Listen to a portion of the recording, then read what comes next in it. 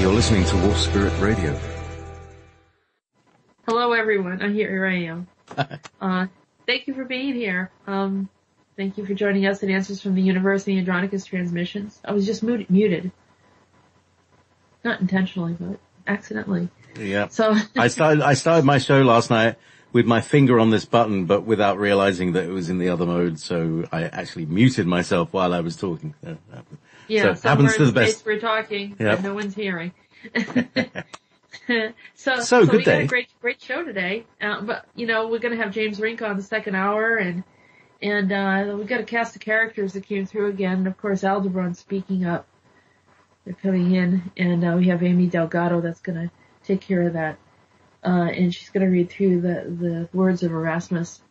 That's the rare occasion that I bring someone in, JP. Usually you do every voice, like, it's just stellar, you can do anyone. I'm sure you could do Erasmus too, but, she does seem to favor, Amy, so I just said, alright, fine. Have what you want, Aldebaran. They're a bit pesky, aren't they? So, and we were having a really, serious, discussion about, bathrobes. So you just recently made a purchase. Oh yes. My girlfriend has I bought her one of those Jedi bathrobes. They're really plush. They're very thick. They're very warm. It's like, very plush, furry material. And it's a kind of fawn color. But in order to not look like one of these weird couples that always wears the same clothing together, it's like I bought another color. I bought one which is it's actually a Sith, but it's just a black bathrobe with a hood. It's really cool. Wow. So it's really nice to you can just slosh around in it and really kind of what's the word that you go into that little kind of cozy space inside like a hoodie or something like that. So it's kind of got that sort of feel to it. Oh, nice. So we were talking about the color. So the color makes a difference. So the beige brown one is the dude bathrobe. All right. The black one is the dark side, right? Or the dyke side, as you said. That's the dyke side, yeah, because I live in Dykeside Cottage, you see. Right. Okay. So that's the dark side. You get the black one.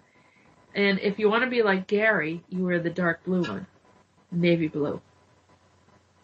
Or if Gary. What's the color of the Hitchhiker's Guide? Is that a plaid one? What color is his? Let's ask the chat room. I'm sure please. Craig or Paul will let us know. What color is Arthur Dent's bathrobe? I'm pretty sure. Right, so this is good. Oh, Neo Wannabe's also got a robe. Okay, what color?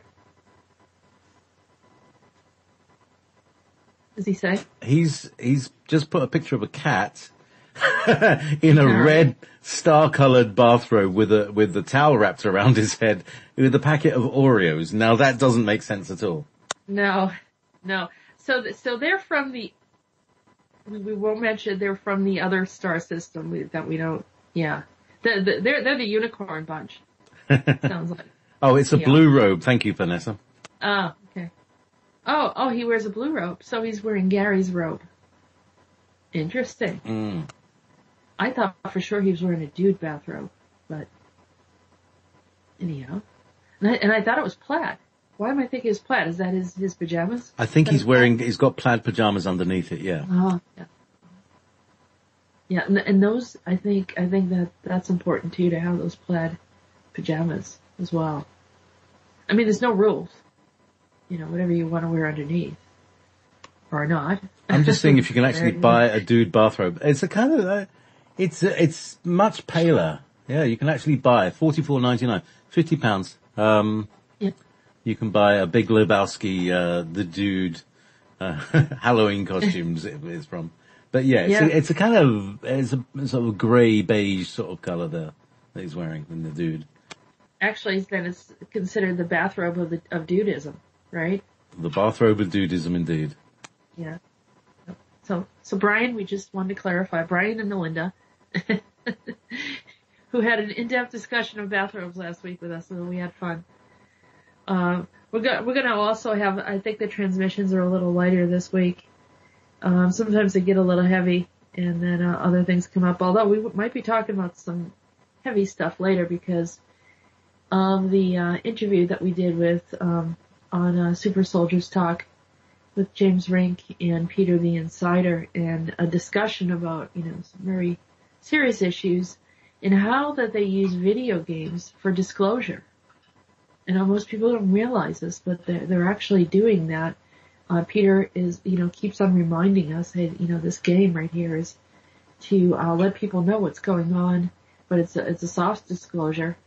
And it appears, if you look at the target audience, it's the younger generation. So maybe they gave up hope on the older people and those that aren't playing games, and has started targeting the next generations to let them know and inform them about upcoming events.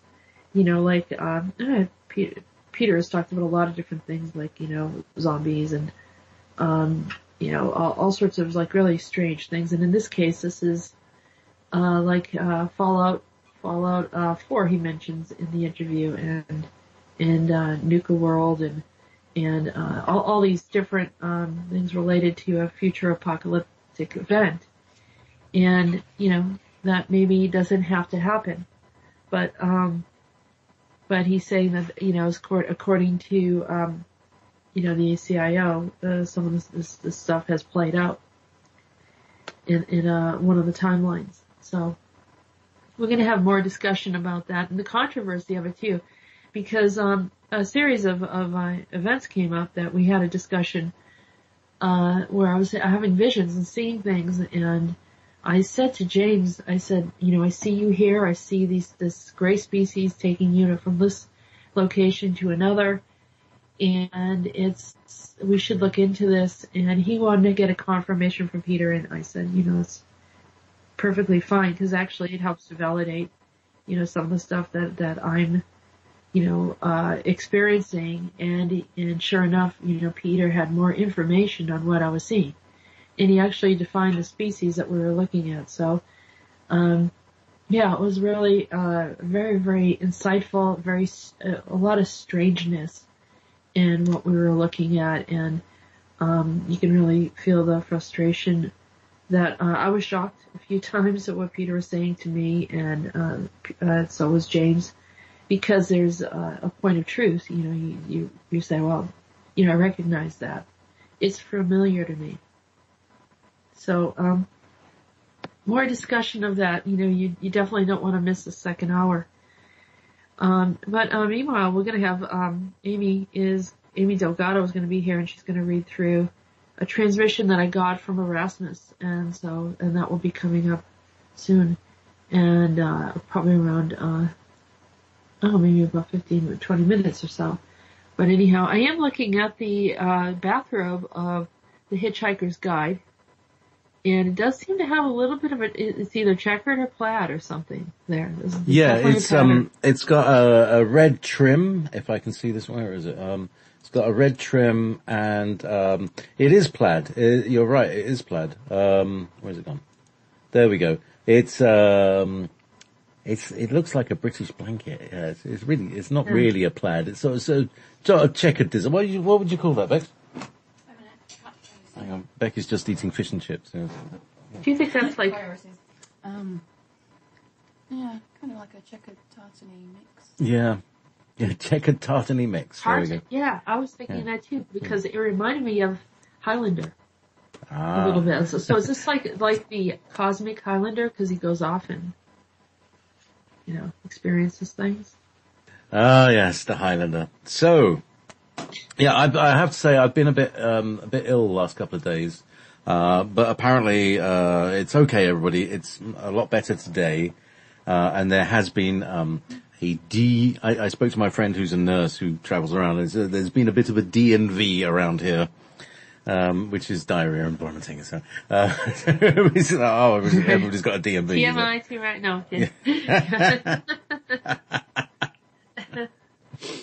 Yes. Yeah, I have a cold. I don't know if anyone can notice. Oh, obviously. Bless your heart. Everybody's ill. All of my guests and hosts are like, ugh. I know, it's like, why why am I aching? Well, everyone's like, the chemtrails, you see the chemtrails?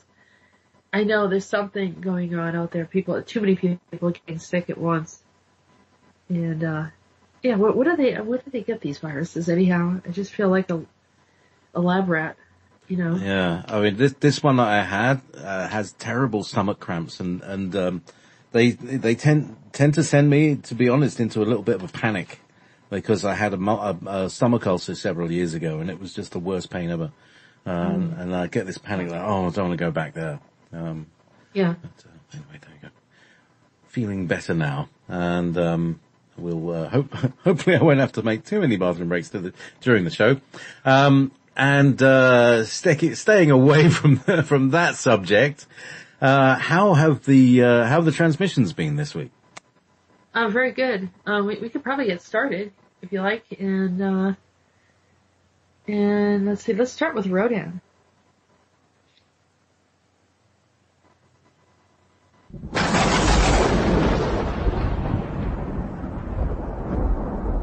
Hold on a second. Okay. Your friends ask about the moon. The moon signifies a time of change. In this case, it is the waxing moon as the darkness shrouds the hidden portion of the lunar face. We no longer have the full influence of the pull, the frequency, the direct tug on the heart as the full moon does. The shrouded darkness brings mystery as I spoke to the Magi, artisans of earth energy. I fully helped to create a bridge, a ladder if you will, an organic gateway of hanging plant growth and unseen trellises. The light filters through and appears to be a mirror, and appears of a mirror of the entrance. We're trying to bridge both worlds now to assist the planet and its plant life, and all those who benefit from plant life. This is not a time for warfare, but for rebuilding, planning, gathering amongst the kin, the tribes. We have reunited the Titans. We are reuniting the Vikings, and we are connecting in with the Elven and the Earth species of various kinds. Don't look back, stay on track and allow the journey to unfold onto you. We may have been weary wanderers, but this race was not intended to survive. Many thought you would self-destruct, many thought you would collapse under the weight of oppression. Many thought you would become nothing more than slaves to other species. But with the presence of the Titans, the tribes from Africa and Asia to the Americas have all thrived. The Celts, the Picts, the Saxons, the Angles, Scandia, and my beloved Icelandic people, I rejoice in your presence. The future follies of the prince, the princess, and the irrelevant royals are no longer being heard. The dark oppressors are bending like a fragile leaf under our pressure. It has all been left in our charge, but we would like you to make the decisions. Call forth your destiny, my friends. It is now here for the taking. Iceland again. Yeah. So. Yeah, he's, has a strong connection there. Indeed. And, we're just talking about Iceland as well. So, the future follies of the prince, princess, and the irreverent. Is that irreverent or irrelevant? Probably both.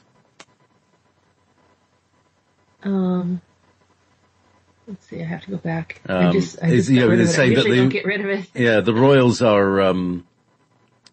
are definitely irrelevant, and they're also irreverent because they don't revere the real, yes. But it's bending like a fragile leaf under our pressure. Yeah, it's just a facade that we're faced with, but nothing behind the facade is nothing. Right.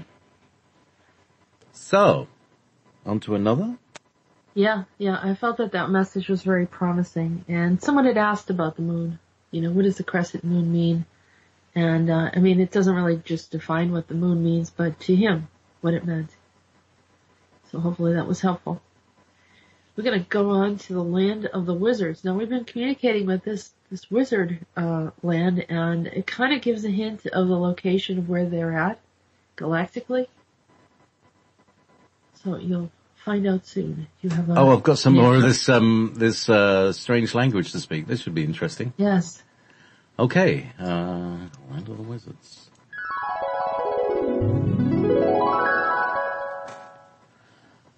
Bartholomew. I saw Bartholomew in the land of the wizards and observed as he peered out into a vista where I could see a light source slightly peering through a mist. I wasn't quite sure if it was the sun or not. This place seemed to be off-world. He picked up a small plant that looked... Oh, this is an old message. This is the old one. Hold on. Yeah, Sorry. this one starts with Bartholomew. Yeah, you're right. Sorry. That's okay. So, Bartholomew. The diviner speaks, but utter not a word. His sounds are as the breath of fleeting currents in the heartbeat of a planet. The drum echoes loudly, looping through time and space and ushering all the inhabitants available for the ceremony. Kelte, gather the wood, my friend. We must build a fire, a grand fire to stop the moon from turning to blood. Nixaron ti oceana copules baxin yavrul bechseno. No, Kelte. We can prevent the flood and the sickness that comes with the tide underneath the waters. The pools burn hard and the fires from the depths below create the toxin of vapor, air and pungent aroma. We must prevent another upheaval on our planet. Too many have left already, and so many would like to return. My hand shakes as a divining rod, feeling a pull from the north.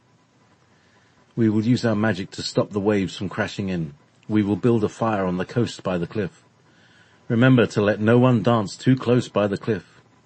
Ashen, we must make great speed, lest the Dogstar inhabitants awaken and arrive hungry for food. Milaksha forte Bashar. He will not wander on our planet again. Bashar may awaken, but his sharp edge can no longer cut through our atmosphere. I am certain of that. Boresnos, Bashar, and Enios will stay among the Dogstar planets forever. Then Bartholomew handed me a scroll with many names on it, and only those who were connected to the land of wizards. I have awaited this day. It is a day of good fortune for all of us. Today we will set up for ceremony and burn a great fire until the stars brighten at dawn. Many will be sent back to their former lands. The war is now over. Kelte, blow the horn. Assemble everyone to prepare for the blood moon. Biavrate nata lutrasin. Good. Bring the sindel herb. The smoke will please the cosmos.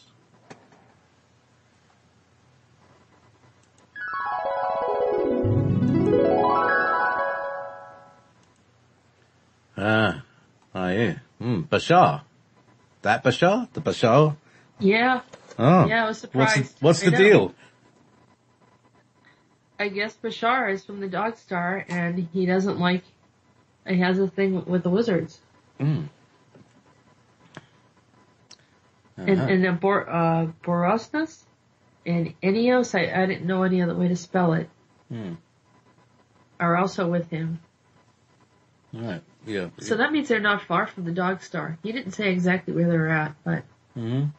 So there's somewhere... So around, this is the Sirius community. There's supposed to be yes. Like a cluster of stars and civilizations in Syria. So some of them seem to be friendly and some of them not so. Yeah, I don't know, and I don't know much about Bashar.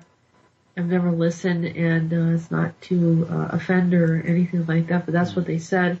Whether it's the same one or not, I'm not sure. But that was the name that they gave me. Right. Interesting. Yeah. Interesting. So. You have Erasmus. Okay. Maybe we can bring in Amy Delgado. You want Amy now? Let me just see. There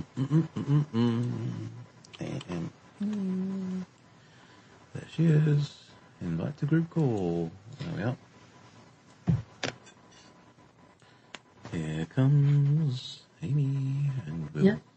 Hello, Amy. Hang on. Not yet. There she is. Hi, Amy. Yes. Hi, Amy. Whoops, I better mute myself. No, you can talk. Hello, how are you? I think I have my radio on. I'm great. I'm trying to turn the radio on. Turn off the radio. There we go. Okay. I am great. And the reason why I'm great is I went for a drive by the beach and I saw these cool little, they were like wind surfboards, but they were modified and they were skating on the ice with these little, sled surfing on the ice. It was really kind of fun to watch. So if anyone wants to come to northern, Seacoast, New Hampshire and try something fun, you could sled surf right on the pond over by the ocean. It would be lots of fun. It is fun. I think enjoying life is important. As Rhodan says, be here, be present, and enjoy it all. So that's great. And I told JP that Erasmus insisted on you doing the transmissions. She had a preference. Well, I thought that was funny because yesterday I was going through my children's books, and one of my kids had a book called Dangerous Book for Boys, and I paged through it, and I opened a page right to the star systems, and I saw Aldebaran, and I thought, oh, there's Aldebaran, and I showed all the kids, this is where Aldebaran is, this is where Erasmus claims she's from, and they said, oh, Mom, you and your community, quote. But you can see Aldebaran is a very bright, shining star. Yeah, it's over by the Orion's Belt at 1:00, and you head, north. Well, you head 1:00 from the Orion's Belt, and you go out a little ways, and that's a very bright star. Maybe it's the Eye of the Taurus. Yeah, it's the eye of the bull. You can see there's a kind of V-shaped thing, and it's like the point. The bull is sideways on to us, but you can see it. So, and then if you go the same distance, the same direction, you end up at the Pleiades. Yes, that's right. So I thought that was kind of ironic how I was looking at that yesterday, thinking of Erasmus, and then the transmission came through. So that's how it goes, right? It was the first transmission I had this morning, and I was surprised because I hadn't heard from her in a while, and she had some things that she needed to say, but I think it's quite interesting, and you're in a rural location, so you can really see the constellations, can't you? At night. Oh, yes, absolutely. So, lots of craft, lots of constellations, lots of activity. You see UFOs. You have UFO sightings there. And also, government. Oh, definitely.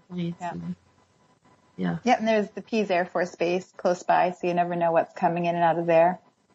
And who knows what kind of activity. This is historically where the incident at Exeter happened. And the Betty and Barney Hill case, that was here in northern New Hampshire. So very close by this area. Oh, wow. Have you watched People of Earth? Yes. It's close. It's that area, isn't it? Well, I've only seen one episode or two, but I don't remember which area that is. Oh, it's called Beacon. I don't know if it's a real place, but it's supposed to be close to where Betty and Barney Hill were abducted. Oh, that's us? Yeah. Yeah. We're not that, I'm not that far from that area as well. I mean, Amy's closer to Exeter than I am, but it's very close. Is there a place called Beacon? Well, there's Beacon Hill or Beacon Street in Boston, but, not that I know of. I don't know if there's a street named Beacon. I do know that they did put up a monument where Betty and Barney Hill had been abducted or had some history with that craft up in northern New Hampshire, up in the mountains. So there is a monument there. If people look for it on the map, they might be able to go visit that site. So I'll have to check into that and see if that's Beacon something. New York State, apparently. Oh, that's where the show is? Yeah, Beacon, New York, yeah. Okay. All right. So, anyway, sorry to to throw you off there, but there you go. So what I love about the Erasmus transmissions is she always adds a few words of her native language. I don't know if it's Aldebaran or ancient Sumerian or what it is, but it's really interesting, isn't it, Jessica? It is. Yeah, similar to the Wizards. The Wizards do the same thing, and I think that when I talked to Bartholomew, he said that he's sort of in between space when he's communicating with me. So I hear him in English, but I hear Celtic in whatever language that is in the Wizards. I mean, I can't say it's Celtic, but it's definitely one of the, how they talk. And same with Erasmus, I kept on hearing like these really weird, like phonetic sounds that didn't make any sense to me, but we wrote it down anyhow so people can get a snippet of what they had to say, and sometimes there's these little definitions of what the words mean. But yeah, it's quite interesting. Yes, definitely. So would you like to get started with the transmission? Sure, yeah. Maybe JP has an intro for you.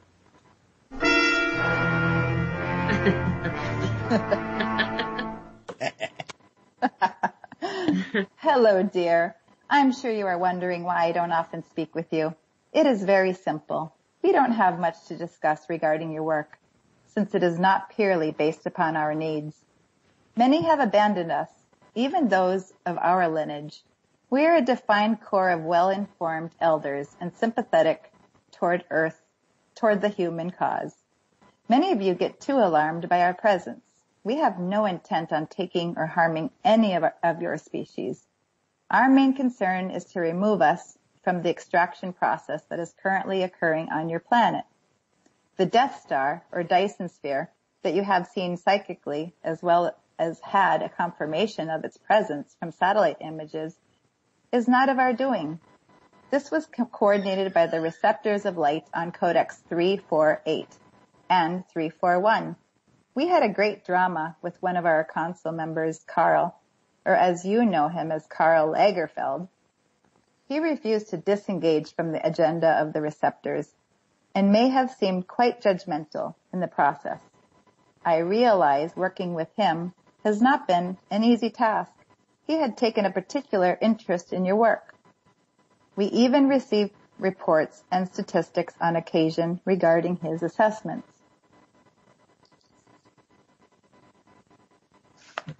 Well, can I ask if they are in a positive light or if there were any accusations? To be honest with you, there were a few mild accusations that he filed against you. Was I considered to be under his jurisdiction regarding the planetary region or even galactic? No, his accusations were unfounded, but I will let you know that he caused a few ripples in time. Also, your friend Primus was also closely monitored by his staff. I told him this also was not a matter for him to be concerned about. Needless to say, he has been sent light years away to engage in other activities that he will find much more rewarding. They require some architectural assistance in any area that he is quite competent. His structural knowledge is better defined as unique, visually appealing, and functional. Well, what about this Death Star or Dyson Sphere?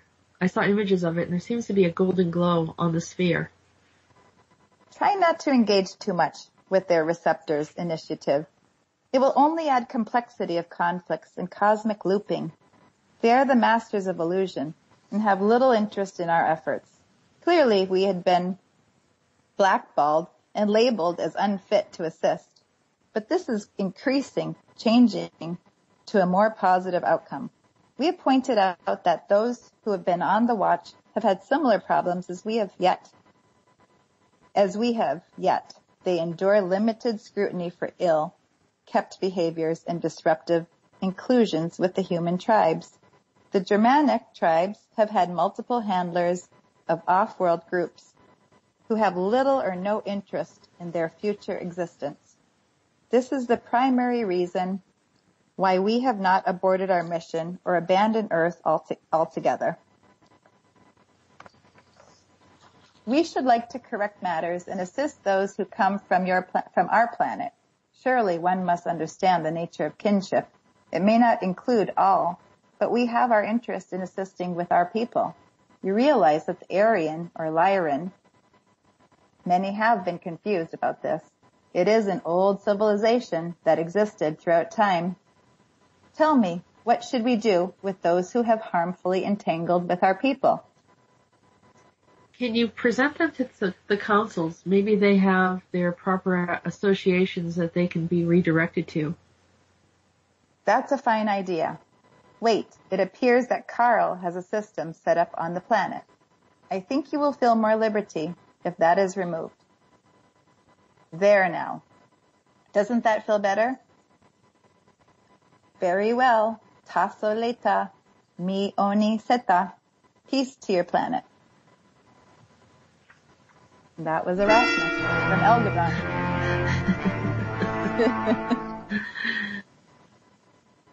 Thank you very much, Amy. You're welcome. So, they brought up a few names. Karl Lagerfeld. Yes. I've had to deal with him quite a bit in the past, I don't know how many months. And there was actually a client who contacted me and had serious one of his eyes were bothering him. And he had a lot of my lab and other incidences happening. So I took a look to try to help him and see what was going on. And I could clearly see Karl Lagerfeld. And I'm like, well, what in the world is this all about? I said, I think he's a part of Aldebaran, and I think he's abusing his power. I think he's doing some stuff. I think he's trying to tell you that you need to submit to him or something like that, because this other person, this other man, was also connected to Aldebaran. So it was sort of like a peer group type of thing. And I said, once I released it, he says his eye got better, rapidly. His eye was almost like swollen up, and for no reason. And we started looking at Karl Lagerfeld, and there was pictures of him with an eye patch. So we're like, what's that? It was the weirdest thing. It was very strange. And on occasion, I'd be doing some work or helping people or just, trying to help with the planet, and I would just see his face. So I think he's a walk-in. I'm pretty sure he's a walk-in. And I'm not sure whether he's awakened to what he does or not. But that aspect of him is definitely has been doing things. So she actually said that he put down some kind of a grid or something, a power system. And apparently thought I should be under it as well as others. So she just removed that for us. And they sent him off-world, whoever his walk-in is, they just sent him right off-world. And let him do his creative stuff that he likes to do, which is some architecture and so forth. So yeah, it was weird. But, so what's the Codex 348 and 341? They planets? I think planetary systems. Yeah, I suppose when they say codex, it's like there's a big list somewhere. Yeah. And it looks like Carl was monitoring you as well, JP. Yeah. Notice I didn't know that until this transmission. But he had a list. And I thought about, who was the guy from the CIA that kind of blacklisted everybody in the 40s and 50s? McCarthy? No. It wasn't McCarthy. CIA guy. I'm not sure. Amy? I don't know, but I thought the terminology was interesting, how she said blackballed instead of blacklisted. Yeah. Oh, no, blackballed is a real thing. It is. Okay. There's a Masonic reference, and if I can remember correctly, it's a vote. And you can either put, I can't remember whether it's a white ball, probably a white ball and a black ball. But you vote, you drop a ball into a black velvet bag. And if anyone puts a black ball in, then that person is not allowed to be, to join the Masons. Something like that. Somebody might know better, but that's something about that. So saying someone's been blackballed, it means they've been refused entry. Oh, very good. Mm-hmm. And nothing. Well, during the time of the blacklisting, which I believe was McCarthyism, but the other one that I was looking for, I'm trying to remember his name. Well, anyhow, it looked like Lagerfeld had a whole list. Had been, a list of things that were going on, or what he thought should have gotten me in trouble, and I'm not really sure why. It was really, really strange. But, I think it was a power thing. He just wanted to be in a certain situation and, It doesn't make any sense. But, yeah, that's taken care of, I guess, without us asking for it. But I think that she wanted to make an announcement about it. So maybe others were kind of feeling this pull. You know, on many different levels, whatever is happening here, you know, as we see it, like it plays out in the legal system, it's already happening somewhere else dimensionally. And that's why, you know, like I said, the video games and the other dimensional space and things, that there's weird overlaps. And on Viking show, the Interstellar Galactic Council, the last show that we had, we were, Chris Jacobs and I were talking about how we were both simultaneously seeing this, you know, apocalyptic world, you know, from nuclear fallout. And it was sort of happening right at the same time. Neither one of us had talked or, you know, had any discussion. So there's these overlays of time, space that are happening, and the intuitives sometimes pick up the same stuff and can see it, and we don't know really exactly how it occurs. It's just that maybe sometimes something is cleared and then it becomes evident. So in this case, you know, this is another you know, power struggle or a system that needed to be broken down. So once this system's broken down, then other systems will be revealed, and usually they create a facade. So we're going to lift that facade and see what we find next, right? And that's how we're doing it, just like piece by piece, and seeing what reveals from there. So Nick is saying it could be Alan Dulles, and Sean is saying it could be J. Edgar Hoover. It might be J. Edgar Hoover. Yeah, because, you know, Hoover got a whole load of cameras into hotels, and so did the mafia. Everybody's got their hotels. Anyway, who's the one that went after Charlie Chaplin pretty intensely? I mean, it was obnoxious how heavily they went after him. Was that the Reds Under the Beds thing? That's McCarthy, isn't it? I don't know. Maybe a bit earlier. I'm not sure. Yeah, I mean, that's when they locked him out of the nation. You know, as soon as he went to take a trip back home to England, they wouldn't let him come back in for years. Yeah. So, Hoover had the illicit photos. Thanks, Nick. Yeah. Yeah, so, just think of, Lagerfeld was the Aldebranian Hoover. Yeah. So, shall we go, on to our next transmission? Or, Amy, do you have any messages? Nope, nothing to add. Nope, but I have to say that I really enjoy when you're Kelty. I was talking to Gary, Scottish Sovereign, here from the chat room, just a few, like half an hour ago, and, telling him about how embarrassed I am about my Scottish accents, but, I'm sure they'll improve over the years. We keep doing this stuff. I'll eventually be able to speak Glaswegian like a native. Absolutely. Well, you seem to speak everything. You know, you cover all sorts of accents, and it sounds great, actually. Oh, brilliant. And next you're going to be speaking Gary. In Gary. Well, one moment while I strap on my plastic megaphone. Hello. Hello, Gary. Wait a minute. Let me just jaunt in from. I'll be with you in a second. Just jaunting in. Okay.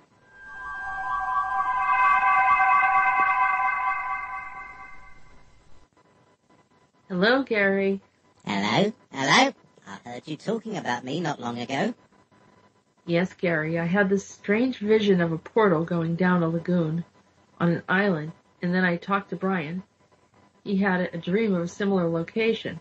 It looked like it was a Hawaiian, but very odd. Brian told me that he saw a water taxi, a cigar-shaped craft that was transporting 3 beings and who were following Brian as he scaled the mountain. And this all happened in his dreams. Why was Brian talking to you? He doesn't speak to me very often. I don't know. I don't think he likes me very much since I commented on him failing his classes. I think he's sensitive. Part of the learning he picked up on amongst the humans. I understand, Gary. You don't have to personalize this, but he does seem to be a bit cautious around you. Oh, why? I'm a lovely fellow. Look at me. And then he put a garland of flowers on his head. Gary, you're silly. Can you answer my question? Oh, you're always spoiling my fun. Besides, Brian this, Brian that. Why does he get all the attention? They give him accolades of applause when he performs the most minuscule of tasks. Gary, it's fairly obvious that you have a bit of jealousy regarding Brian, and none of this is necessary. Can we return back to the topic at hand? Very well. Then Gary began to levitate a small spacecraft underneath his hand, spinning it and then having it move sideways and flip. Gary, you're not paying attention to what I'm doing. This is very important, what I'm doing right now. How is this important? I'm successfully distracting you. Look at the shiny object. Stop it, Gary. You're putting me to sleep. Very well. And the object disappeared. Apparently, Brian discovered a species who were not supposed to be here, and now he looks like the hero. Do you mean the three beings on the water taxi? No, the green train with beings that shapeshifted into a human form. Isn't that lovely? Let's elect Brian for president. So where did this species come from? Oh, you know, the other dimensional ghouls. They can look very human, but they won't go very far. Well, what about the others? Corporations. The corporations. You know, the kind that sell you cereal, the crunchy stuff, but not the granola type. I don't know what to make of all this, Gary. Are we going to have any problems? Maybe. Unless I show up and give them a proper greeting. Give my love to Brian. I'll do that. Thank you, Gary.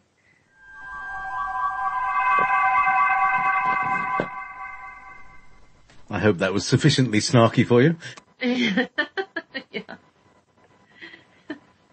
Yeah, he's too much. And just like, I'm trying to get information out of him and he goes off. He seems to get a little irritated that I'm talking to Brian. So,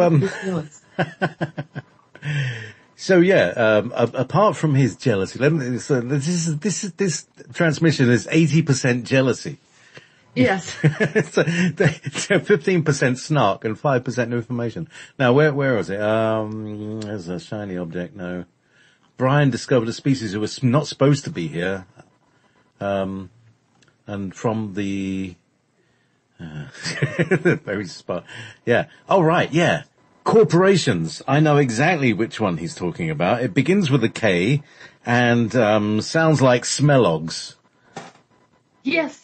I saw Kellogg's, yes. I did. Yep. Wow. They're the ones. We know that they're not straight. They're a bit dodgy.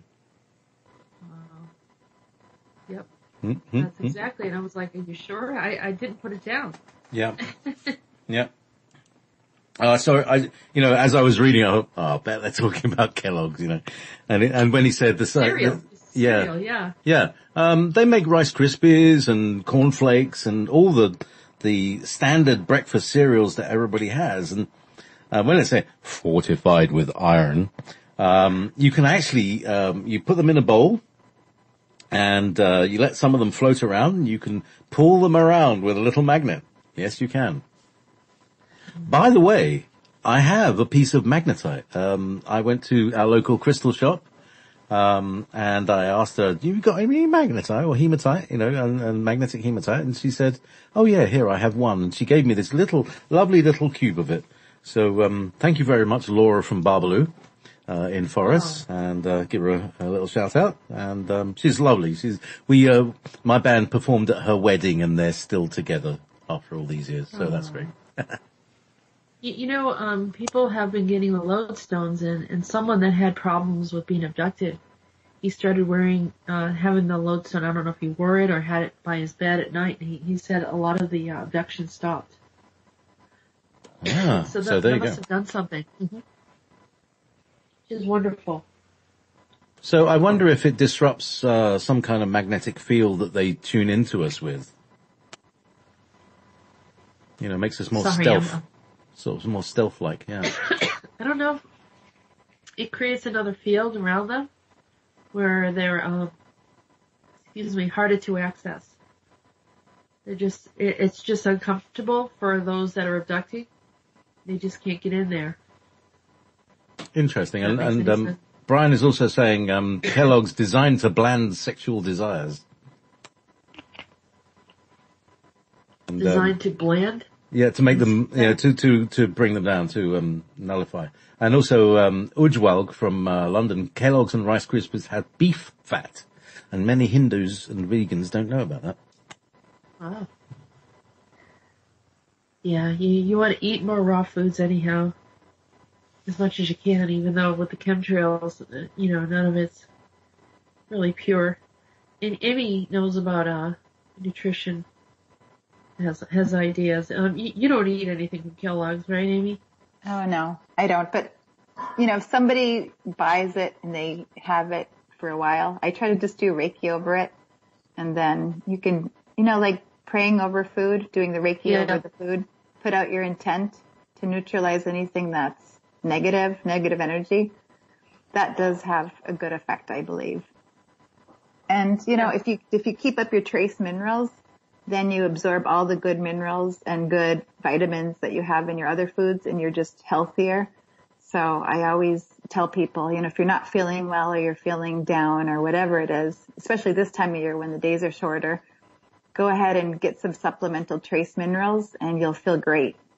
And so people have told me that they enjoy that and they feel better, like going to yoga class in the morning. If you have trace minerals right before with a big glass of water, people say they have more energy.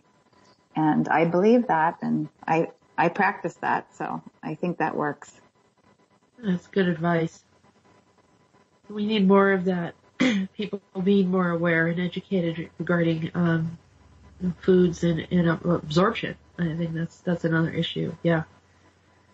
And a really great writer who writes about this is Dr. Fred Bell. He has a whole chapter in his book, the one about how to make sure the New World Order doesn't take over your life, something to that effect.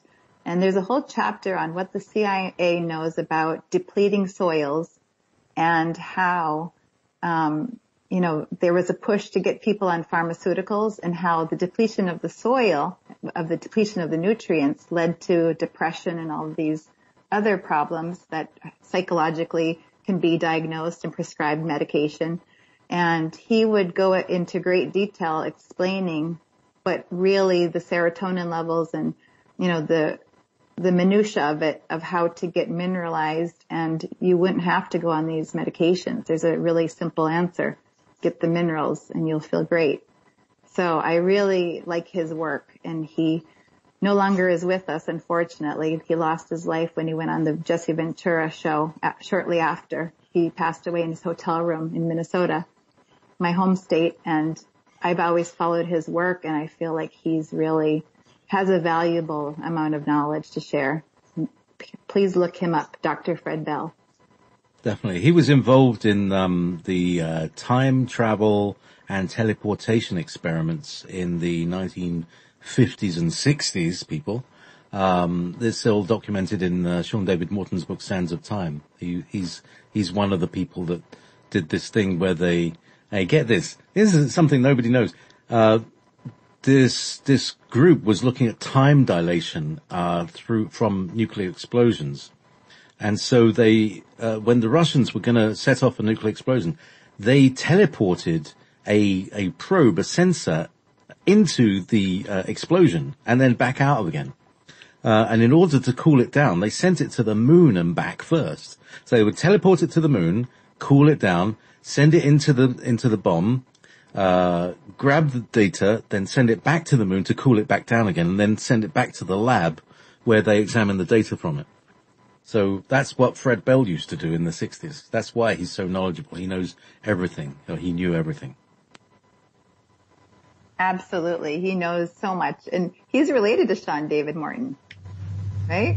Well, obviously, because of his father's involvement with the military-industrial complex, they all used to hang out together, and their kids used to hang out together. So Megan and Fred and Ted Humphries and Sean's dad used to hang out, and that's how he knew how everybody knew each other. And then Sean, was kind of adopted by Fred, and they would do these wild experiments with. He said he built a time machine. It was several stories tall in his back garden. And Fred suffered a lot because he would, throw himself into these experiments. And there was one time when he went through something and he came out and his ears and eyes were bleeding, and it was like he was never the same after that. Yeah. It's dangerous. I mean, think about it. Oh yeah. It was like they were teleporting him into the astral plane, and, there was another story of a soldier who kind of ran into the field accidentally, and when he ran through it, he ran out of it, he was covered in this kind of sticky stuff that kind of boiled off after a while, but it was this weird stuff. Ectoplasm of the astral plane. Oh, that's right. That's I've heard you weird, talk about that. Yeah.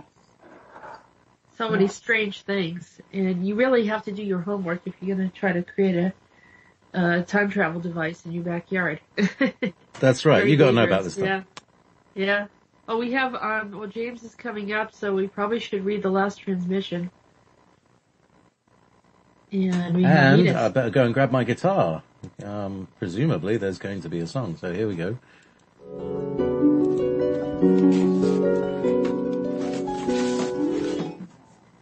Thank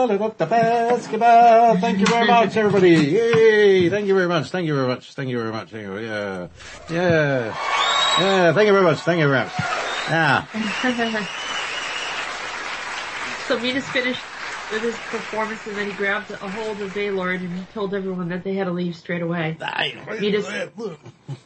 Meetis rushed back to his place where the Elven were in his home. He discovered one had woven a shade for the window out of straw while he was gone. You tell me the story. Well, they're quite handy, the Elven folk.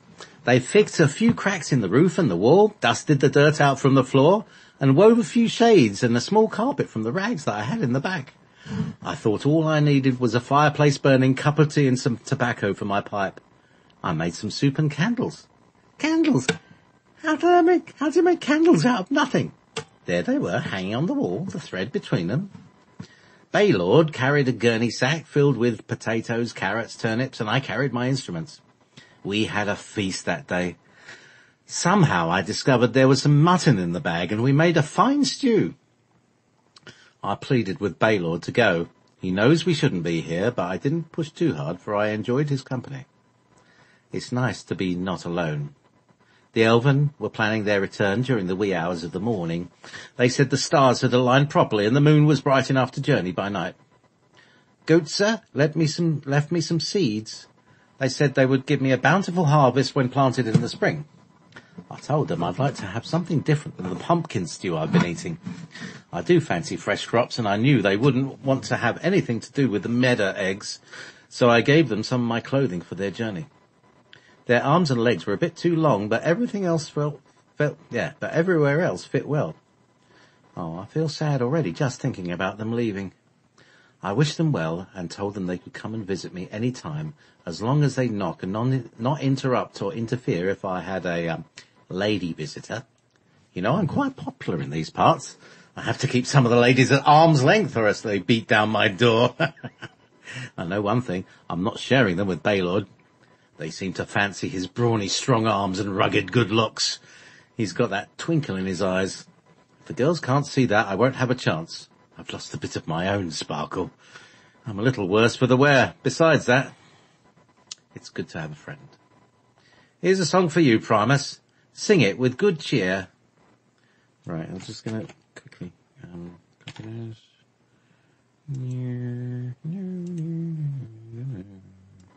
Just, paste. There we go. Oh, it's only, alright. Right, be of good cheer.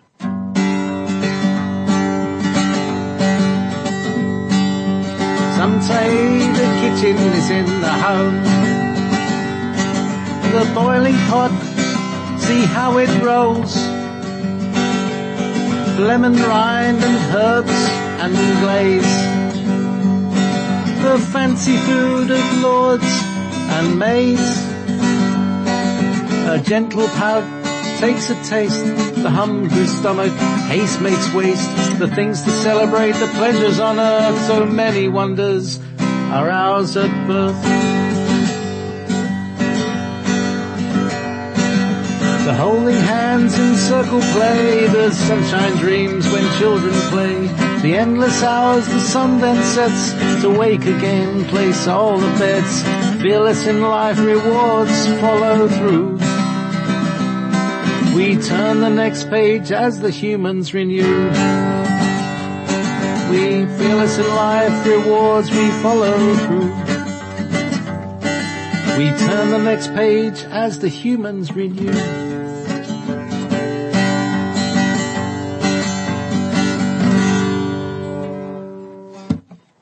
Thank you very much, ladies and gentlemen. And we're all, can never find my mouse. There we go.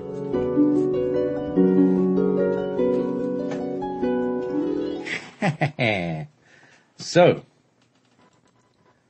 Here we go. We're coming up to the second hour of the show, and I want to say thank you very much, Amy, for joining us today. We enjoyed your insights and reading the Erasmus transmission. We're going to be joined soon with James Rink, and we're going to talk a little bit about his Super Soldier Talk and the most recent interview that we did together with Peter, the Insider. So, the Outsider. One way or another, I'm going to screw up there. In or out. It's all right. You're doing very well, Jessica, for having a cold. Oh God, I can't even say anything. I don't know how many transmissions I've done with colds. It seems to be my yearly thing. Well, it's better than being injected for flus and things like that. Well, I know. So, can you just remind me of the songs we're going to sing? Because it's a long story, but I downloaded them before I changed over to Firefox, and so I'm now in the downloads folder. We have Peter Bjorn. Right, we can start with that one. That's good, right? Start with that one, and then we're just going to do two of them, and then let's see, we're not going to do Teardrop. Just go to I Don't Want to Set the World on Fire, which is from Fallout 4 video game. Oh, is it? Right. So. Yeah.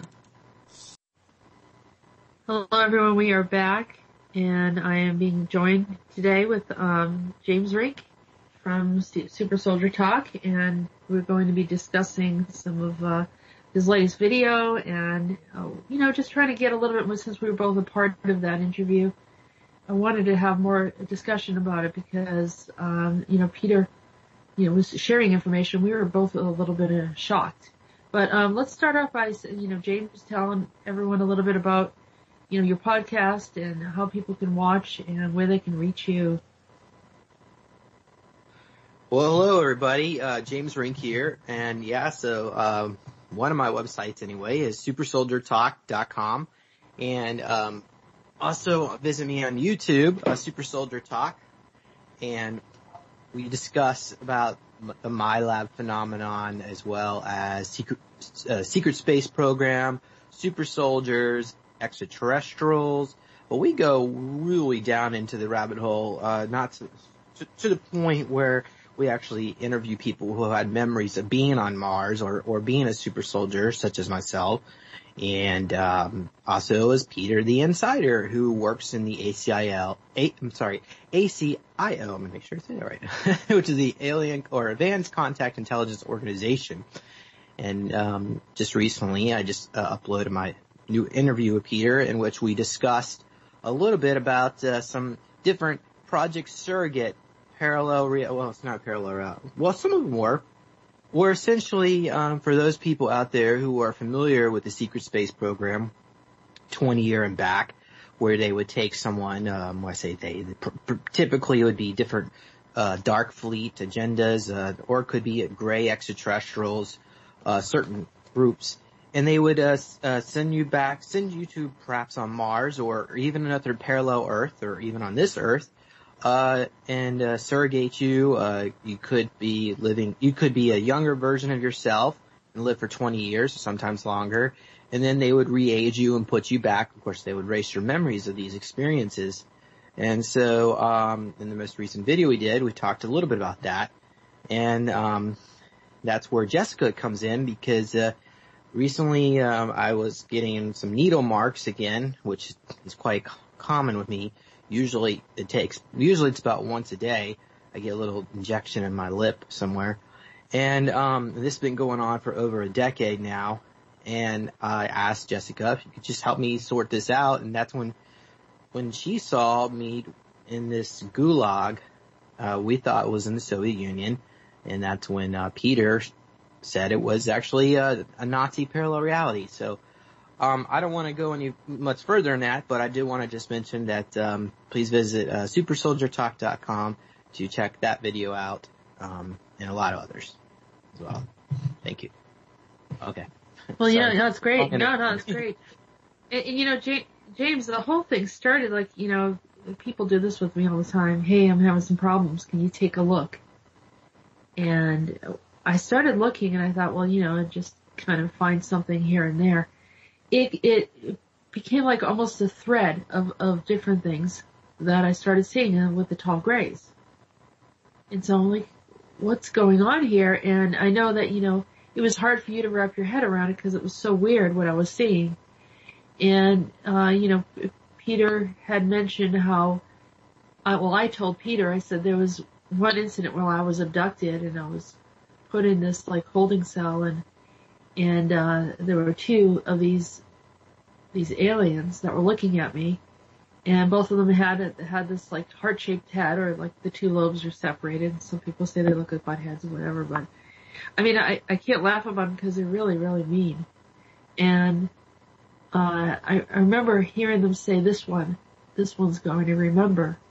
And so we had a discussion about that I do remember. I have a memory of some of these things, and I can look at it, but there are breaks. So it looks like, I'm looking at it in one section, like one timeline, and then it jumps. And that's because that part of what they had wiped of my memory. And then it would open up to this other thing. And so we were going from one thing to the next.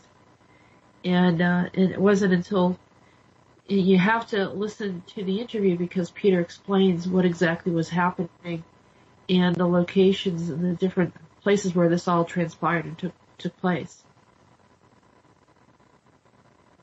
Right. Yeah, I was going to share on my screen. I have a bunch of pictures of different grays and try to have you pick one out. But maybe we can do that later. Can you see my screen right now? I can see your screen right now. Yep. Okay.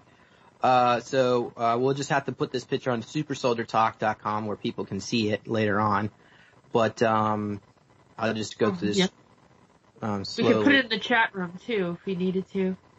Yeah. So, I was just a little surprised because I always thought the reptilians were the ones that were doing these experiments. But maybe because they are. They do a lot of abductions. People that have usually see me in these facilities usually see reptilians in white lab coats sitting on the tail next to a computer, coming up with new memories of different clones they want to do for me next. So I guess, but certainly maybe, I guess the Greys are probably the helpers of the reptilians. And they themselves are actually some of them anyway, are an enslaved race, more like an AI that's operating in a biological entity. And I guess they're trying to escape from all that because, they're just as much as a prisoner as, the rest of us. Is that it? The Arbons? No, those are not the Arbons. I mean, it was really pronounced. What could you describe what it looked like? The head, it's, see how what is it, that reptilian right there has a separation of the lobes? No, the one beneath it, yep. See how the upper lobe of the brain, you can almost see the left and right brain is pronounced, and then it has an indentation. When I say heart shapes, literally looks like the chin is pointed, and then on top it's kind of looks like this weird, progressively gets larger, and then the two lobes look like, the top of a heart. So that was the best way to describe it. Now, the species that were bothering you did not look that way. They look like the typical grays that you'd see, not the archons. And I have seen the grays. The tall grays are notorious for harvesting humans and bringing them off world as slaves. And okay, go ahead. Just finish up your comment. We found them. A group of us found them over by Arecibo in Puerto Rico. And when I followed the gate to figure out where they were sending humans, I literally saw a prison camp, and people were laboring very hard, completely mind wiped. They didn't know what they were doing there, and we had to ask for a mission I would say they look like the lower right of that group. I'll open up that group right there. Yeah, this one says it's from Alaska in 1991, okay. Bud Hopkins illustrations. But yeah, they look similar to that one on the right, far right and the lower. Yep. This guy? Right there, yep. Okay. Well, all I could do is wish them love and light, and hopefully they'll reform someday. But, I went to visit Chris Bledsoe, his property here in North Carolina. Who's actually featured on Discovery Channel's UFOs Over Earth. And he claims that these tall grays abducted him, and they call themselves the guardians of the planet. Yep. And the thing is when I visited him, he went outside, and when he came back in, I looked at my finger, and I had this laser burn mark on my finger, and it looked like some kind of alien glyph. And definitely there's something going on over there. But the thing is are these tall grays really the guardians of our planet, or is that just something they tell us to make us feel like not be so afraid of their agendas? They've asserted themselves as such. I think that they weren't stopped for quite a while, and they have been trying to create hybrid species, and as well as some of them are doing these slave camps. I also followed them. There was a group of people that came to me unrelated to each other, and I found them being transported to it was something that happened in the Russian space program where there was a portal opening that the Greys were using. So they were hijacking, kind of jumping in and, piggybacking off of the Russian space program without the Russian space program knowing. And I also think that some of them completely took over the bodies of some of these Russians. And what they were doing is they were transporting humans from Earth to the area of Betelgeuse, and because I followed them, and they had them in these camps. They were training them. They were imprisoning them. They were messing with something was happening to their eye color. I think they were trying to do some kind of immersion with them, or fusion, matching some of the DNA of them. And I think what they're trying to do is reinvigorate their species, because they're a dying species. So, and they're more scientific maybe than the reptilians. They're doing it for themselves, not for the other species. Absolutely. Not for us, not for humanity, but they need some, untarnished stock to work with, and we seem to be the primary group that works well with it. And another group that was with them that I identified was the Zetas, which is a smaller gray species with rather very large eyes. I recognize them as well. So those are the ones, they look like tall grays that were taking you from one location to the next. Now, maybe Peter said that they're the Argonne. I don't remember during the interview. Do you? Yeah, well, he didn't say the name of the ones that took me. Right. That's a good question. I should have asked. I guess we were just jumping around quite a bit. I was really trying to more interested in what was going on with you more than so much from me. But I suppose I just figured they were both the same group. But I guess not. Because usually it's the little grays usually work with the tall grays, but I guess they would have different names for each type. That would make sense. Yeah, I think that the Zeta Reticuli are the smaller group. So the tall grays could be a variety. I mean, you could have the Mater, the Archons. There's an Orion gray, and there's definitely a handful of them. I know that they have that Russian handbook. For some reason, the Russians have very well cataloged many of the species, but even still, when you talk to Peter, there's even others that are not cataloged, and like there's that group right there. See that? See there the head? What are these reptilians? Yeah, see how that head was? No, you just went past it, but maybe it was up further. I don't know.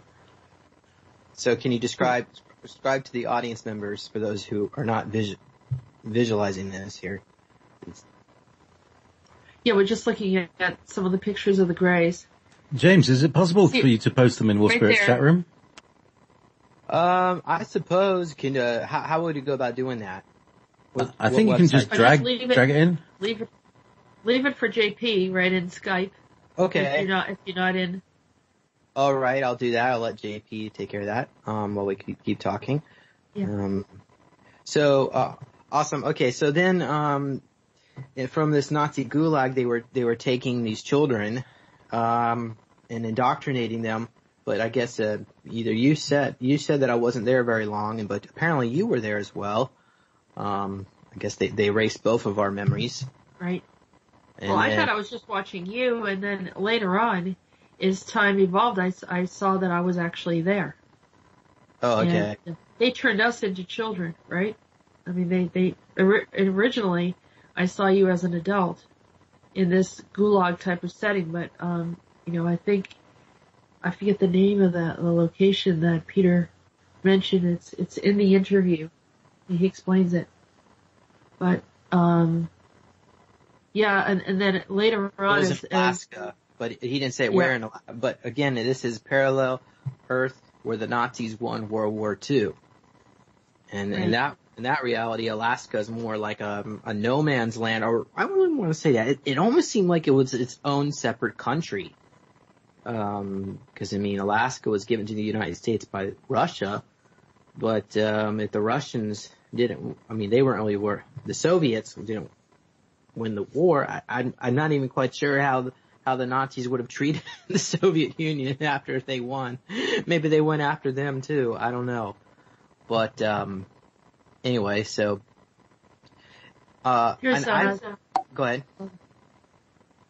This whole thing is, it's very, very strange, and it did jump around quite a bit, but we did find out that part of what we were seeing was the Fallout series, and Peter always talks about these video games as being a point of disclosure, and maybe you can explain that. Yeah, well, I know. For instance, there's a lot of, it appears a lot of these writers for these video games are getting inspired maybe from their higher self or maybe from maybe their future self, and they're writing a lot of evidently accurate information of what's going on as a form of soft disclosure to the public. And of course, the Fallout series is one. Another one is Quantum Break. And that one mentions Monarch Solutions in there. And then there's another one that has to do with that one actually has to do with me, with Shoreline Group. Yep. And there's actually one of my alter programs, I guess it would be an avatar type of body, is Agent Sabretooth, and I don't actually turn into a Sabretooth cat. They should just call me that. And in that particular video, Uncharted 4 thing, finally came to me. Okay, so in that video game, there's a mountain called Sabretooth Mountain. So it's very interesting. There's a lot of parallels of our lives in these video games.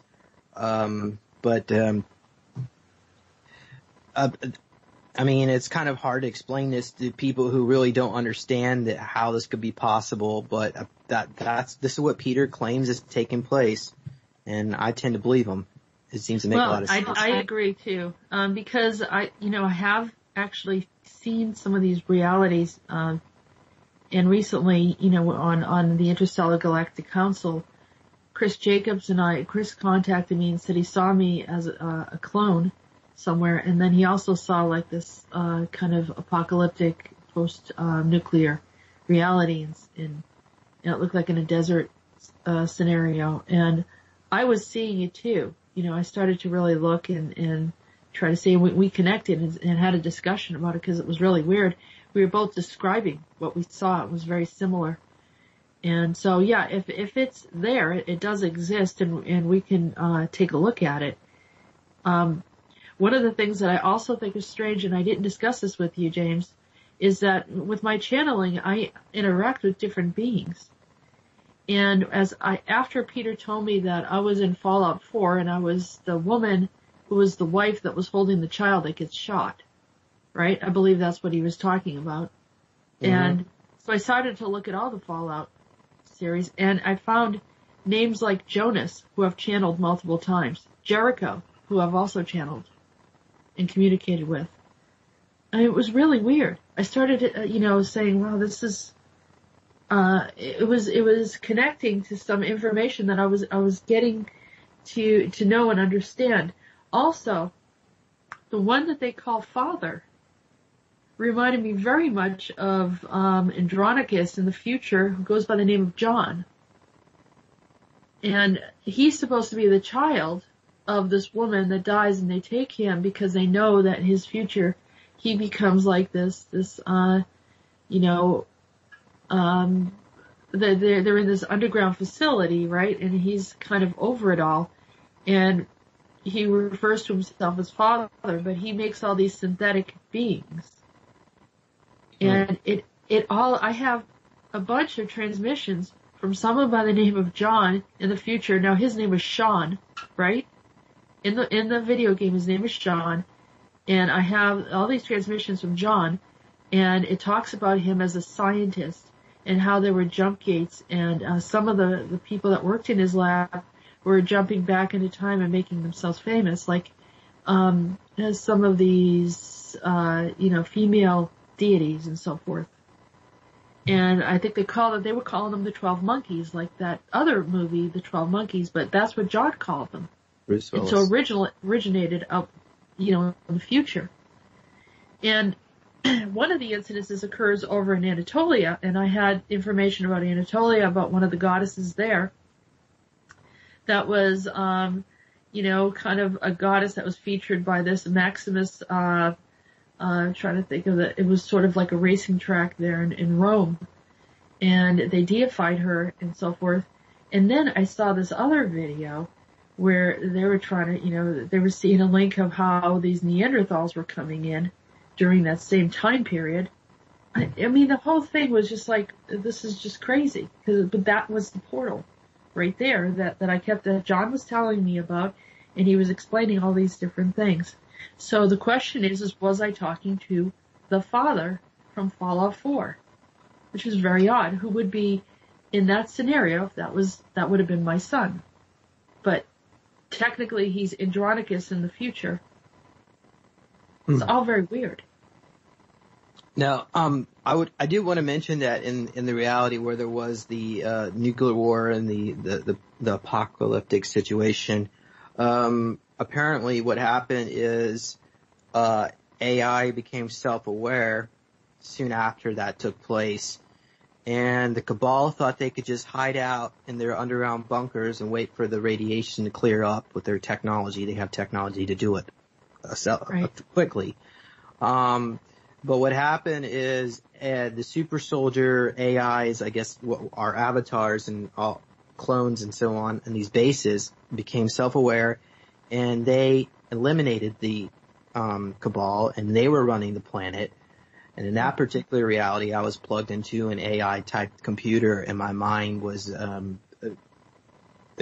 extremely controlled. And it's almost because someone tried to reach out and contact me, and all I would do is I would scan their mind over and over and over again, and it didn't make any sense. So that's why when they contacted me here, they asked me, "Are you James Rink? Are you James Rink, or are you Agent Sabretooth?" I said, "Well, I'm actually James Rink." So, but I really don't like what they did to me. Some people claim that I enjoy being some kind of superhero, and it's not like that at all. I don't enjoy getting needle marks and waking up in the morning feeling entirely drained. It's not just the morning, daytime, all the time. I'm always tired. My, I guess my thyroid system was all beat up from the steroids they give me, and then I come off of them. And, also they target my life to keep me basically trapped in this, existence where I can't really move forward and excel, which what I should be doing, especially in some of these other surrogated lives. So it does frustrate me a bit, and I don't know if I agree. No, you know what, James, I agree with you, because people think that, we're doing this to get, people to watch or listen, or we're trying to get attention or whatever. I mean, we have access and the ability to try to solve some of these problems. For me, I've been having visions since I was a child, and I have memories of species showing up. And as young as like 5 years old, I saw the spacecraft over my house and saw myself standing outside the front of my home. So this has been going on for years for me. I made a decision that I'm going to go public with this, even if people think it's crazy, because either that, or I might be quietly getting all sorts of information that could be helpful to others, first of all, and not be able to share because I'm hiding. And then also, something could happen to me, because it felt like, I think you're easy game if you're kind of hidden. But if you are more open about it, whatever agenda these different species had, they're more in the background. And another thing that I also figured out is that when the ETs are looking for you, then the government wants to know what the interest is, so then they come after you afterwards. So you get hit twice. The ETs will get you, and then afterwards the MyLabs take you and start analyzing you and try to figure it out. And so it's not a fun topic. I mean, people think that like I said, there's no reason for you to have to brag about being a super soldier. I was trained in some of the super soldier programs as well, and I have knowledge of levels of being able to protect myself, whatever that. I never took martial arts. I never took anything, but there's a bit of a memory, not as much as James. Of course, that wasn't the primary reason they took me to my labs, but we have nothing to gain other than we have access to the information and having a discussion about these really strange synchronicities. And I said this before, that if we figure some of these things out, it will set free a lot of other people. There are a lot of people that are hidden, they can't live a normal life, that this is, they have post-traumatic stress, they have all these issues. And someone needs to come forward and say something about it at risk of being ridiculed and criticized. Now, you look at the bottom of the YouTube and people make these comments, like really unnecessary comments. And like, just for once, I want you to imagine how difficult it is for us to come forward, first of all, and to talk about some of the strangeness that happens, that like, James said, 10 years down the road, people are going to look back and say, hey, you know what? We figured it out. What he was saying was true, but right now it's difficult for us. So, really think through before you start making your comments and see, and if you have something that you want to share, then ask the questions rather than do something that's pertinent or assist the cause. Otherwise, I'm assuming that you're part of a program or something that are here to prevent disclosure. I mean, you're just revealing yourself as someone that doesn't want disclosure. So when I see negative comments, that's my assumption. And if that's not your true agenda, then maybe change your wording. And if you don't agree with it, then step away from it and find something else to do. But yeah, we don't need the negative commentary. Try as we might, the trolls are always going to be there. We just have to accept as part of the territory.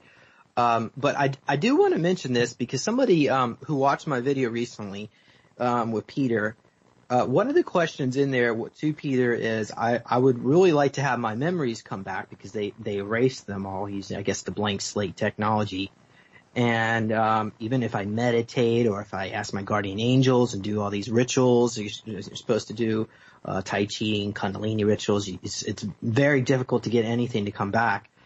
And Peter commented to me saying that why would you want to have your memories come back? The things you did were horrific.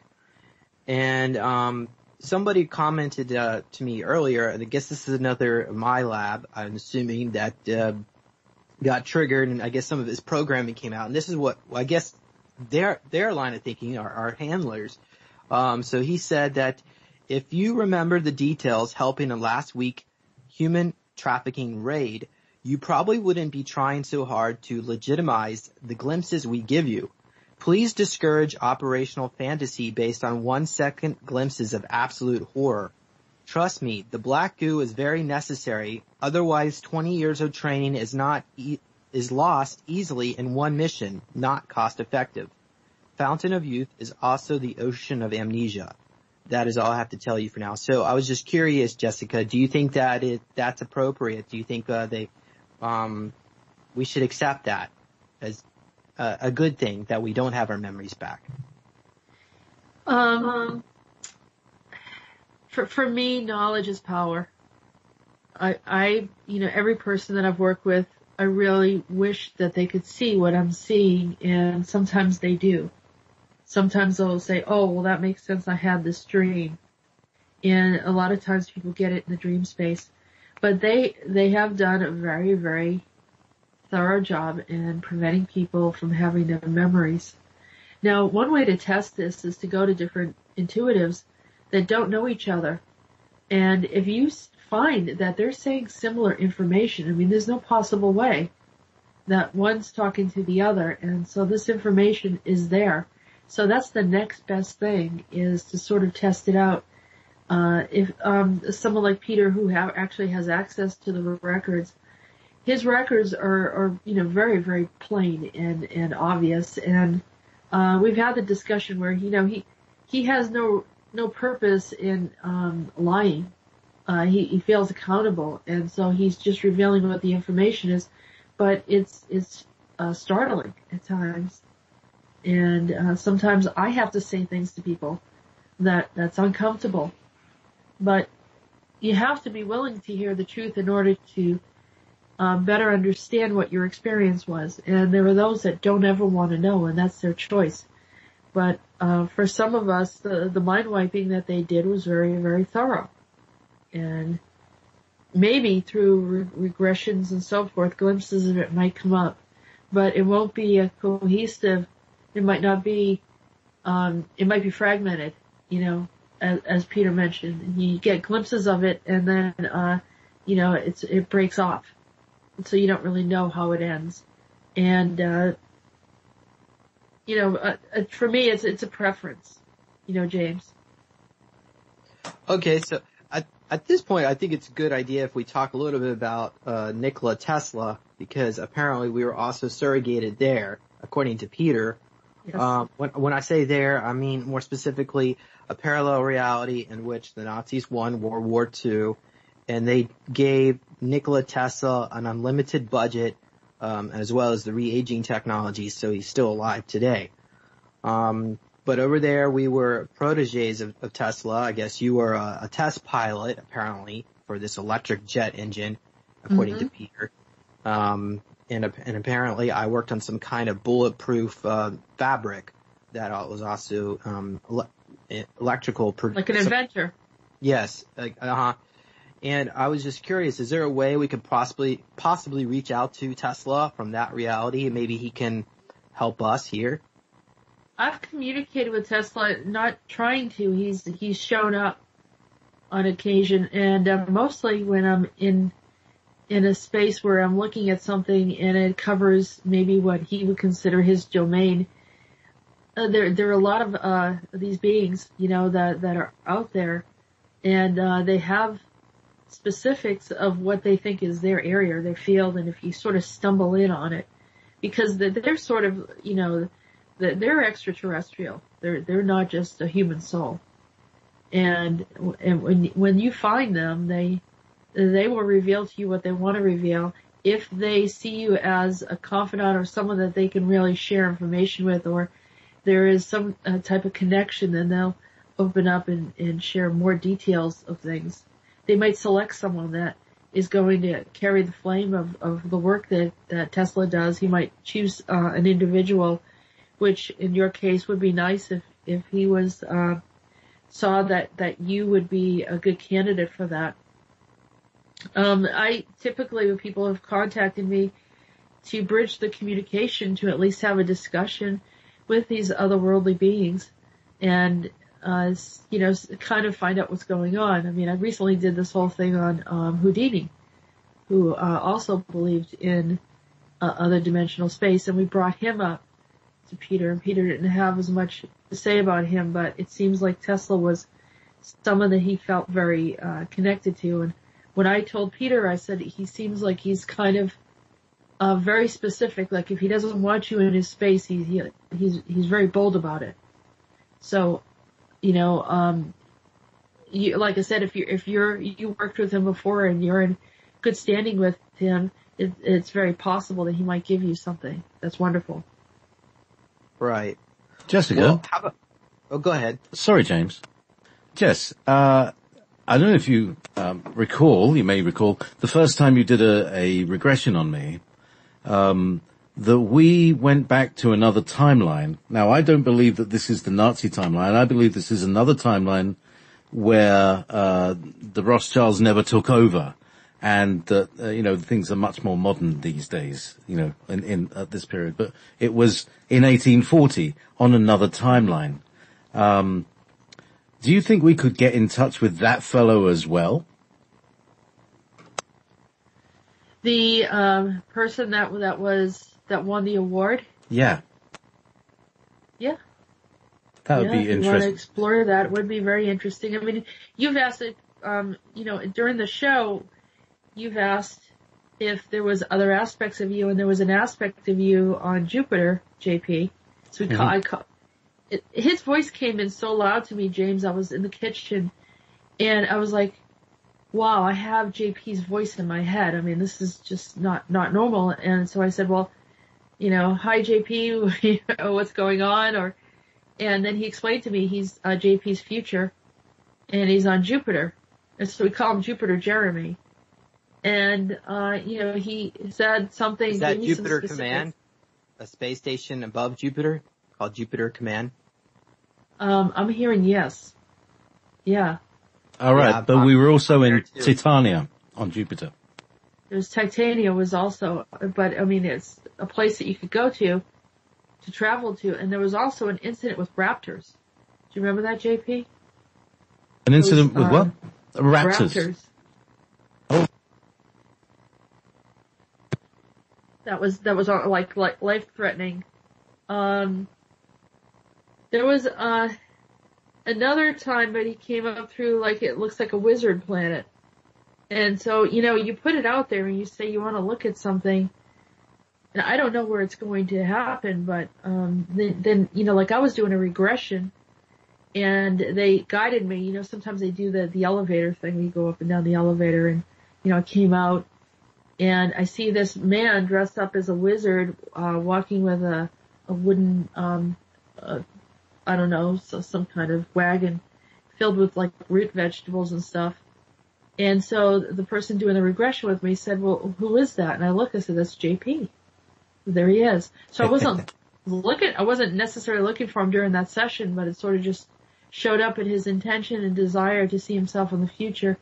allowed that window to open up. Remember, everything's free will based, right? So if you have a desire for something, you put it out there. Even in your situation, James, you might put it out there that you want to connect with Tesla, but maybe there's another scientist that really resonates with you, really likes you, and could give you a whole lot more.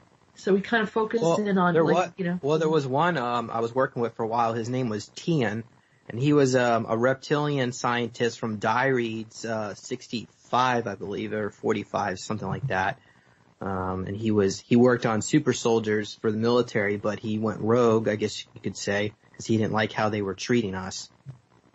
But I haven't heard from him in probably 7 years, because they killed him, and then a group of rebel reptilians reanimated his body. So I guess death, it doesn't have the same level of permanence here on planet Earth. No. Imagine that, but plus they probably do a mind wipe when they do some of that stuff. So it's like in RoboCop, he remembers that he has a family, but doesn't remember how to get there. Just as an adjunct to that is the latest episode of Star Trek Discovery, which we saw yesterday, involves, it appears, an implantation of some part of the reptilian into a human body to be disguised, but can also be activated through the MK process. I don't know if you've seen that yet, but it was the one just out, hiding reptilians in human bodies. Wow, yeah, I'm not surprised. They found a lot of interest in the reptilians. Remember, the reptilians had the scalar. I think they kind of brought that whole concept in here. I might be wrong, but that was kind of what I was seeing. But James, anything else? Yeah, well, we wanted to talk a little bit about JFK while we still have some time.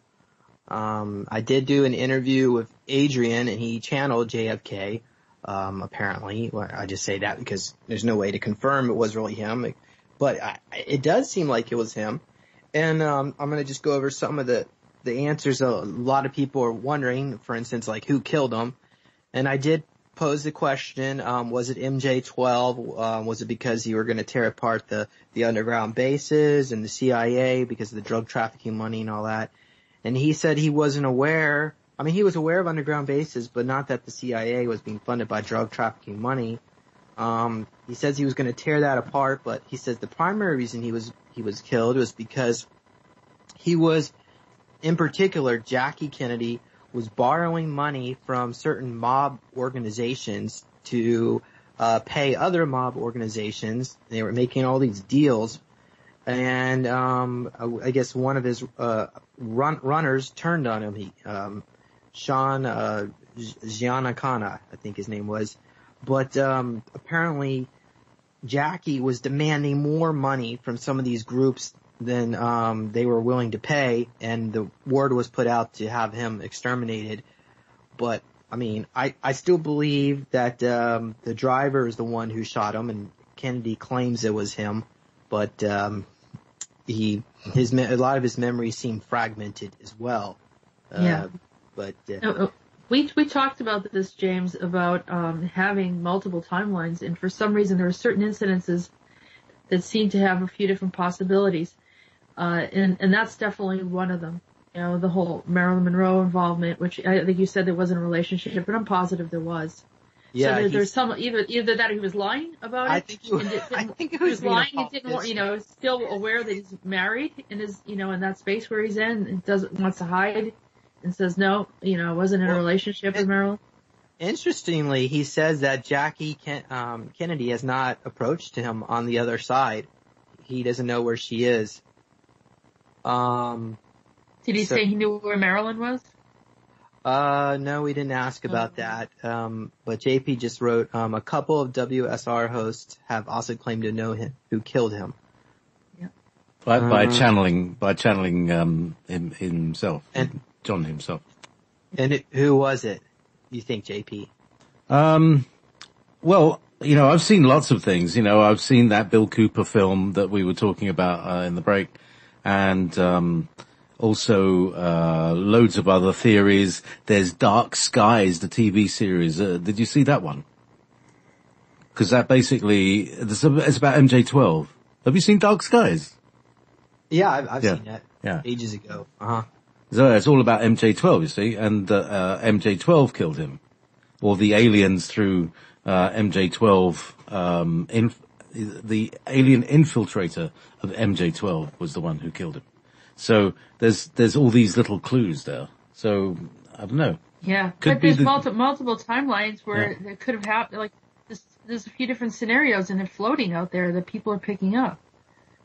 And, when a few years back, there was a man that I knew, and the Kennedy family used to show up around him all the time. And when I was around him, like all of them, everyone that died, including Jackie, they were all there. And they just wanted to make sure that everything was okay. Thank you for helping us. They're from this local area in Massachusetts, but it's a very, very strange thing that these souls are sort of existing. But I think time travelers are kind of messing with the outcome. And it's kind of like that story, if you correct me if I'm wrong, JP, but there was an incident with Lincoln where they tried to change it and then there were a few different outcomes. Is that correct? Yeah, no, and they could never figure out, they never got to see who killed him. They never saw the death shot. Because they went back there in time, right? The time travelers. Multiple times apparently. Andrew Passaggio? Yeah. So it's almost like they knew they were being observed. These time travelers were sent back in time to kill Lincoln, and they knew they were being observed, so they didn't do it when they were being observed. Yeah, or something like that, where it just the time traveler being there throws off the timelines, and that could explain the different multiple scenarios. Well, so what do you think happened to the reality where Lincoln wasn't killed, if there ever was one? What do you think? I get confused actually when I look at it, because at one point I here again, I actually think Jackie killed JFK, and I think Lincoln's wife killed him, because Lincoln's wife lost her mind. I think she was being manipulated, mind controlled. But that's my theory. Maybe she was a clone. She was programmed in a base that was totally controlled. The ETs have been doing this well before the governments. Yeah. And so whatever they're looking at, and sometimes an incident like that, which is very universally observed, that if you offset a very prominent incident, it really changes the timeline. So, like 9/11. When they target these big, incidences, it's not just like, all right, I want to change something in my family line.